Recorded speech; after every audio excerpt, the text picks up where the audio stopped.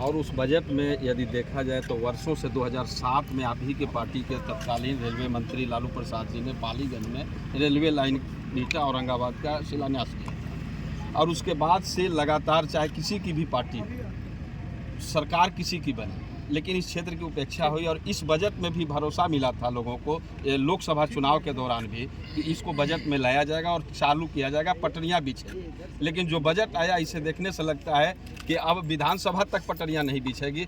आखिर चाहे विपक्ष हो या सत्ता हो, जोरदार ढंग से इस पर आवाज़ क्यों नहीं उठती।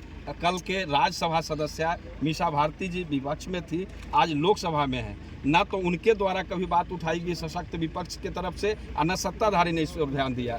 जबकि यह उर्वर क्षेत्र आप भी जानते हैं कि पटना से औरंगाबाद तक ये धान का नहर कहे जाने वाले क्षेत्र है।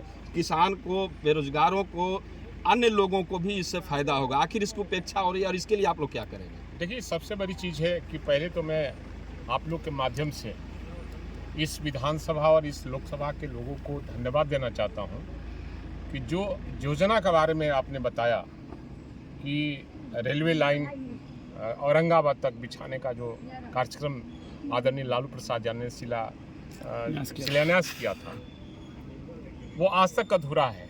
सरकार आई गई और आज 15-10 साल से ज़्यादा एक ही सरकार लगातार रह रही है। उसके पहले भी सरकारें थी, लेकिन कुछ नहीं हो पाया। लेकिन हमें भरोसा है, विश्वास है कि जिसे आपने चुनाव जिताया है डॉक्टर मीसा भारती को, उनके माध्यम से इस मामले को सदन में, लोकसभा में उठाने का काम किया जाएगा और इस दिशा में कार्रवाई की जाएगी और वो निश्चित रूप से रेल मंत्री से मिलकर, प्रधानमंत्री से मिलकर इस योजना के रूप को सरजमीन पर उतारने का काम करेंगे। सर, पूरे देश में अमृत महोत्सव मनाया जा रहा है। कभी तत्कालीन रेलवे मंत्री ललित नारायण मिश्रा जी ने इस रेलवे लाइन के लिए हिंद केसरी मार्ग का खगौल से औरंगाबाद के लिए किया था, सर्वे भी हुआ, रुक गया। फिर सांसद चंद्रदेव प्रसाद वर्मा जी ने लोकसभा में आवाज़ उठाई थी, उसके बाद ठंडे बस्ते में गया और लालू जी ने इसे शिलान्यास किया उन लोगों के, अगर देखा जाए तो सपनों को साकार करते हुए। इसके बावजूद विधानसभा चुनाव भी आ रहा है।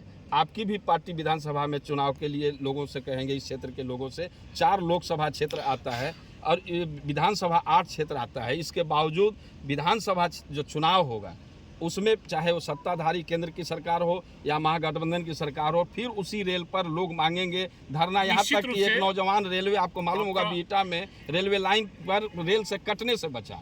ये आंदोलन के बावजूद जनता जब आंदोलन को